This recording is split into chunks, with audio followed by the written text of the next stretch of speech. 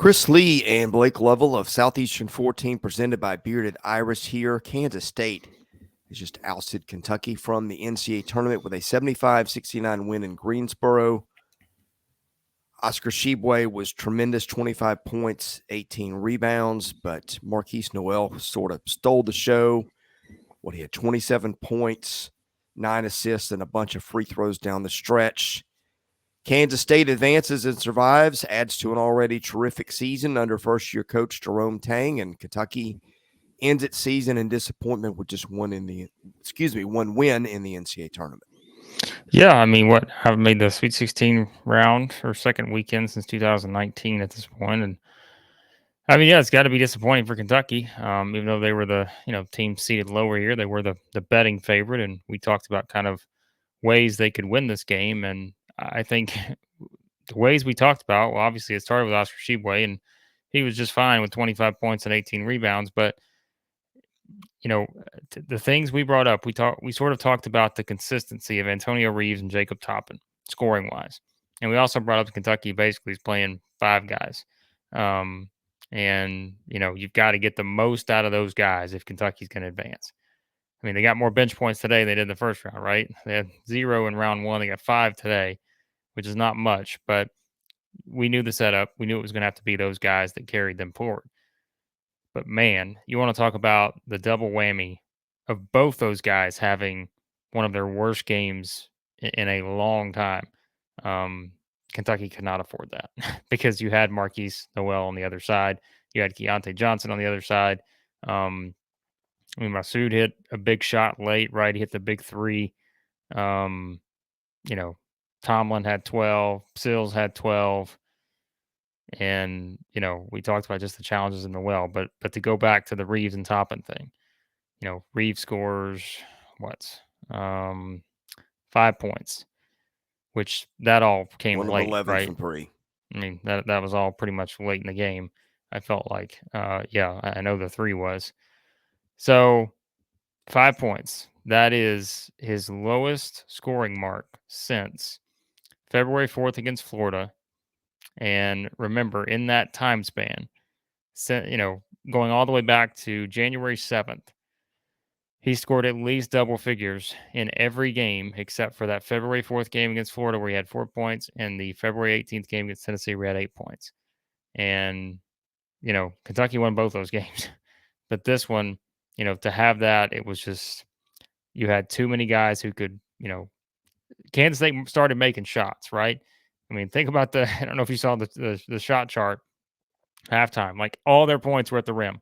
They missed all the threes. Like they couldn't hit anything. And I mean, that was kind of the story. Reeves just could not make shots. Jacob Toppin, we talked about kind of the consistency he's had. He finished with, sorry, I'm going back and forth between box scores here. He finished with 2 points. And that would be Jacob Toppin's lowest point total since, I mean, he had 3 points against Alabama on January the 7th. He is also, since January 14th, has scored in double figures in every game except for 2. And again, that was the double whammy for Kentucky to have both those guys. You still only lost by 6, right? But to have both of those guys not get double digits, that was going to, those are the ones you want back because you feel like you play this game 10 times. Reeves hit some more shots. Toppin probably scores a few more points at least. And yeah, that was not enough in this game. Number one, is there a point guard in college basketball you'd rather have than Markquis Nowell? I don't know that I would pick anybody else. Number two, you mentioned Kansas State getting stuff at the rim. Nowell took it to the whole time and time again down the stretch, got points or got fouled. One thing Kentucky just never had all year, as good as Oscar Tshiebwe is, he's not a rim protector. Kentucky never really had that all year and paid for it today. Yeah, I think we've talked about that this season. You have to remove the rebounding aspect from defense, because we've said it. I mean, he's not he's not an elite defender. Like, I mean, that's just in terms of just pure defense and protecting the rim. Like, that's not his specialties. Like, his specialty is rebounding all over the place, giving you extra opportunities, not allowing the other team to get extra opportunities. And so, yeah, I mean, that's why I keep going back to, like, Kentucky loses this game by 6 with two guys who've been very consistent scoring wise, going to combine 2 of 22 from the floor in Reeves and Toppin. But yet they were still right there with a chance because of Tshiebwe. I mean, because he just made that many plays. And, I thought Case and Wallace, had a pretty good game. I think, what was it, before the half, Wallace and Toppin were the ones that got a couple fouls, and that allowed things to kind of swing back in Kansas State's favor. I want to say that it all runs together at this point. But so, I mean, I think that just showed you how little room for error this Kentucky team has, just based on the fact that, I mean, think about it, right? I mean, how many games Severe Wheeler hasn't played since what? Um, I don't know, Chris. It's been Been a a while. while. Yeah. Let me pull it up here real quick. Yeah, I mean, he hasn't played since February 4th against Florida. And, again, I think just in these kind of settings, having just that extra guy that could, on a night where, two of your main guys just could not put anything together scoring wise, just to have I'm not saying, Wheeler would have went off for 30. I'm just saying, man, to have another body out there, an option to go to, knowing that, okay, maybe this guy just doesn't have it this game. Um, you never know, and that you can play the what if game all day, but that is just something you thought about with this Kentucky team, because as we said from the start, it was going to all be about what you got out of the starting five. And when you have a couple guys that just, struggled, I mean, they just did not have their usual games. It put a lot more pressure on everybody else. And again, when on the flip side, you have a player like Nowell who is not only going to do what he can do, right? But I mean, he had 9 assists. He he got the ball where, I mean, how many times did he drive and then just dish it off for either a layup or, a dunk? I felt like there were several points during the kind of stretch run of that game where we saw that. And that's just the ability of what do we always say? What helps you win in March is the playmaking guards like that, who can change the game on every possession, not just because they have the ability to score, but because they can put other guys in the right spots to score, or give them open opportunities, because the defense has no choice but to help out based on what they can do. And that's Nowell to a T, and that's why he's one of the best in the country. And yeah, just I mean, again, don't take anything away from Kansas State, because they were, they didn't have the best start, but they were able to kind of find that extra gear, in the second half. And especially, I mean, that's a close game. What, Chris? I mean, with trying to pull it up here. I mean, I think it was like the final. And Let me see Kentucky had a exactly shot what it inside was. the final minute. Well, I mean, it was 60. Let's see. So it was Kentucky was up 60-59, or was she up 62-61 with 2.5 minutes to go. And that's where, I mean, they didn't Nowell score. took over. They didn't score again until 26 seconds left in the game. So, I mean, that was the difference. And you just had, I mean, it was, I'm looking at it here now. Yeah. Masood hit the 3 to make it 64-62 on an assist from Nowell. Keontae Johnson hit the 3 on the assist from Nowell to make it 67-62.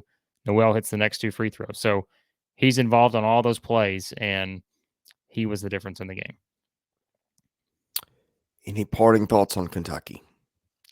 Well, I mean, I think, I know there's a lot of Kentucky fans that watch our channel because we're an SEC channel, but I'm never going to say a bad word about Keontae Johnson. So I'd be lying if I said, it's not certainly a great story for Kansas State and Keontae Johnson, because we all know kind of, the road for him to even get back in this position.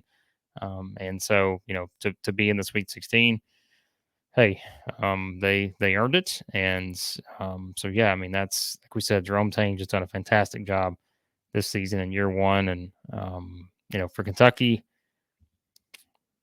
what else do we say? I mean, this is not what Kentucky plays for. They don't play to hope to get to the second weekend.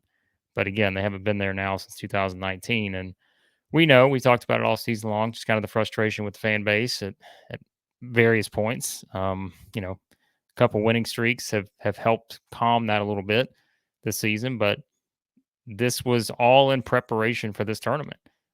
And I think after you saw what they did in game one, and really, I mean, there were a lot of points in this game where you thought, man, maybe Kentucky's just about to pull away here, but they could just never put the game away, even when they had, a couple point lead here or there. And you're thinking, all right, momentum has shifted a little bit in Kentucky's favor.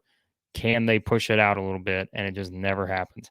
And so, yeah, it's a disappointing finish because again, this is not what Kentucky plays for. They don't play for the second round of the tournament. They play for Final Fours, and as we talked about, it's been a while since they've been there, and so it will be very interesting to see, what the storylines are going into the offseason. We know what they have coming in roster wise next season, but yeah, still I think very very disappointing for the Cats, even though they were the 6th seed and Kansas State was the 3 seed. So.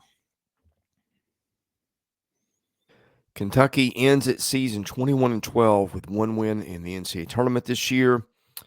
We will be talking about every SEC team and its games in the NCAA tournament, both the ones that have been finished and both the ones to come. So be sure to watch those. Best way to do that, hit the subscribe button. That costs you nothing. Hit the like button if you like this. It helps our analytics a little bit. He's Chris Lee. Excuse me. He's Blake Lovell. I'm Chris Lee. Am I? I've got a That's cold. a first. It's been rough. You want to switch spots? It's fine. It's fine. Been a long week. You think you want that, you don't. No, I don't anyway, want you cold. We are whoever they say we are. I wouldn't say that because boy, I'd say that can't be good either sometimes. So right. How about we just are who it says we are on the screen? How about that?